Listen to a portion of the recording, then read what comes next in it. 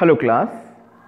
आज का जो विषय हमने चर्चा के लिए लिया हुआ है वो हमारा विषय है continuous and comprehensive evaluation which is popularly known as CCE। CCE continuous and comprehensive evaluation. Let's begin the lecture from the very first slide itself. As you can see that the tagline or in Hindi we say आदर्श वाक्य of CCE is know as you grow. And you can also see कि इसके लोगो पर CBSE लिखा हुआ है। CBSE was actually the first body or the first institution that mandated it and regularized it. अब थोड़ा बात कर लेते हैं CCA की पृष्ठभूमि पे। So continuous and comprehensive evaluation, it was first recommended by National Policy of Education that came in 1986. That means we are talking about NPE 1986, second National Policy of Education. Because first National Policy of Education came in 1968 and the third and last till now latest one it came in the previous year 2020. So it was recommended by NPE 1986 for qualitative evaluation. Mark down this phrase, qualitative evaluation. Further, it was mandated by the Right to Education Act RTE, which was introduced in the year 2009. So it was recommended in the year 1986 and it was mandated by RTE 2009, and finally it was introduced and implemented by Central Board of Secondary Education CBSE and some other state governments upon their respective boards. So after the required mandation by RTE 2009, it was introduced and implemented by CBSE. अब यहाँ पर हम चर्चा करते हैं इसके AIIMS और objectives की। जैसे कोई भी चीज़, कोई भी नई चीज़, नई पॉलिसी लाई जाती है, then there are some aims and objectives. उसके कुछ न कुछ उद्देश्य होते हैं। सिमिलरली इसको भी लाए जाने का कुछ उद्देश्य था, और वो क्या था? To evaluate every aspect of a learner, that means holistic evaluation. शिक्षा के क्षेत्र में आपने सर्वांगीण विकास बहुत सुना होगा, लेकिन यहाँ पर सर्वांगीण मूल्यांकन के लिए इसको इंट्रोड्यूस्ड किया गया। यानी कि शिक्षार्थी का मूल्यांकन उसके हर एक एस्पेक्ट पे किया जाए। अब ये एस्पेक्ट्स क्या हैं या क्या हो सकते हैं, इन पर हम चर्चा इसी लेक्चर में अभी आगे करेंगे। Second, to reduce the pressure of the learners during examination.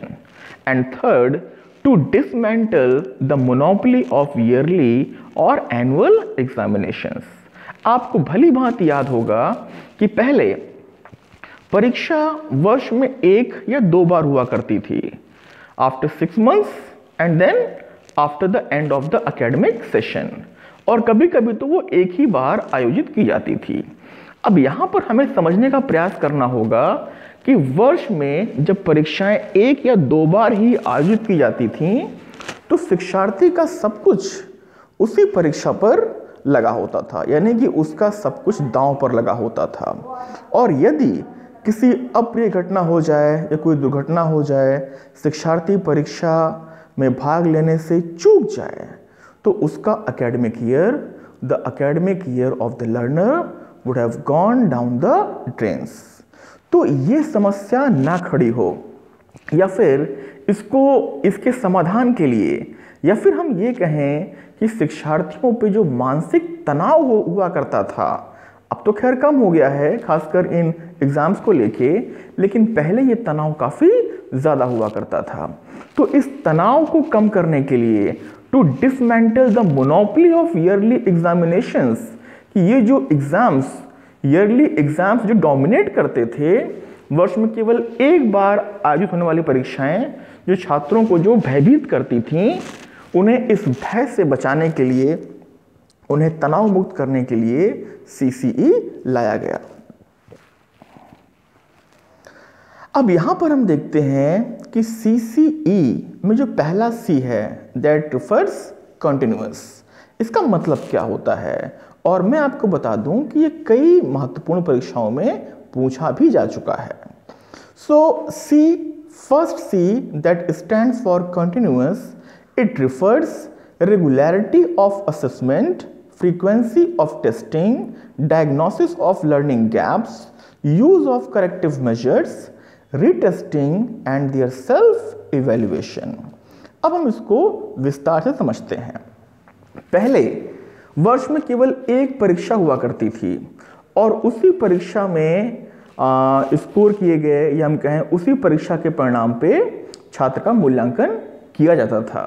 लेकिन कंटिन्यूअस या CCE पैटर्न आने के बाद से what we deal in regularity of assessment, कि अगर सीखने और सिखाने की प्रक्रिया वर्ष भर चलेगी तो मूल्यांकन की प्रक्रिया भी साइड बाय साइड पैरेलल, वो भी वर्ष भर चलेगी। तो अब होता क्या है, we have formative assessments, we have summative assessments. So formative assessments में यूनिट टेस्ट हैं, वीकली टेस्ट हैं, मंथली टेस्ट हैं, इनके थ्रू हम लर्नर को जज करते हैं, इवेल्युएट करते हैं that whether he has learnt or not, and if he has, then how much, to what extent। frequency of testing, यानी कि टेस्टिंग का जो प्रोसेस है वो लगातार चलता रहता है। and when we talk about the diagnosis of learning gaps, that means we discover what are the key areas, what are the weak areas that where we need to work to enable the child excel in his subject। Use of corrective measures में we can talk about remedial classes, कि हमने diagnose किया कि हमारा child, हमारा बच्चा इस particular aspect पे अभी बहुत अच्छा नहीं कर रहा है, तो हमने उसको रिमीडियल क्लास दी, उसको सिखाया, उसको समझाया, उसको बेहतर बनाया, and then again retesting till the child himself is confident enough कि हाँ अब मैं चीज समझ गया हूं।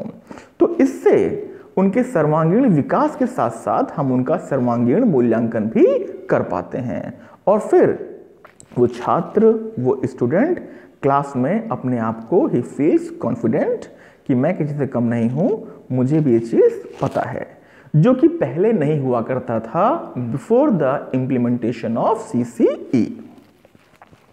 अब आगे बढ़ते हैं और हम बात करते हैं, we talk about the next C, that means comprehensive.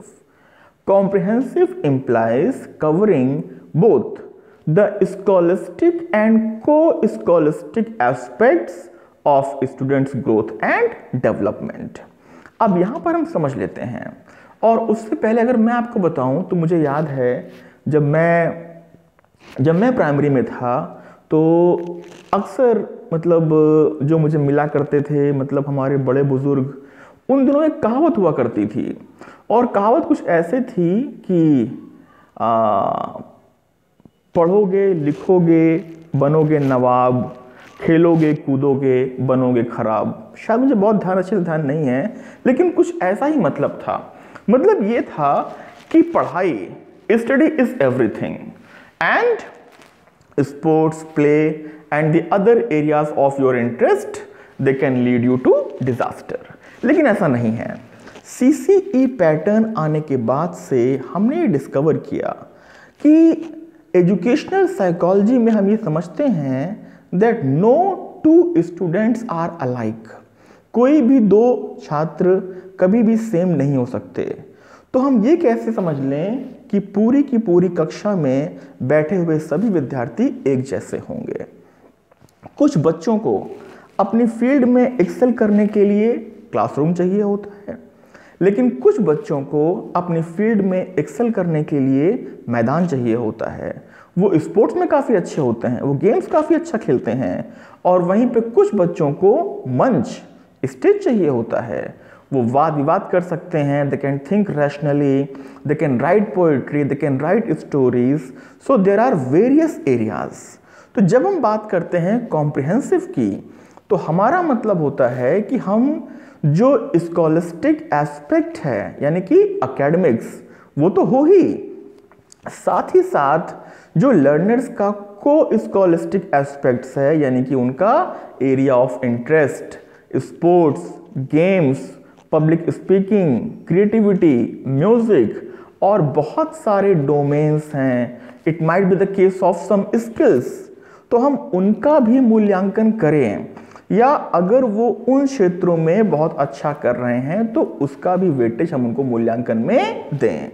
तो जब बात आती है मूल्यांकन की, तो एकेडमिक के साथ साथ जो अदर एक्टिविटीज़ हैं which are the very much part of academics, जिनको हम पहले नहीं मानते थे, स्पोर्ट्स को, गेम्स को, पब्लिक स्पीकिंग को, डिबेट्स को, या जो भी लर्नर्स के स्किल्स हैं, हम उनका भी इवैल्यूएशन करें। और जब हम बात करते हैं सर्वांगीण मूल्यांकन की, होलिस्टिक इवैल्यूएशन की, तो हम इनको भी एक प्रॉपर वेटेज दें। That's what continuous and comprehensive evaluation actually means. अब यहाँ पे जो मैंने आपको बताया है उसी को मैंने बहुत ही शॉर्ट में इस स्लाइड में लिख दिया है with all the keywords that you require. तो ये हमारा एक छोटा सा लेक्चर था CCE पे कंटिन्यूअस एंड कॉम्प्रिहेंसिव इवैल्यूएशन। मैं आशा करता हूँ कि इससे आप लाभान्वित होंगे। बहुत बहुत धन्यवाद।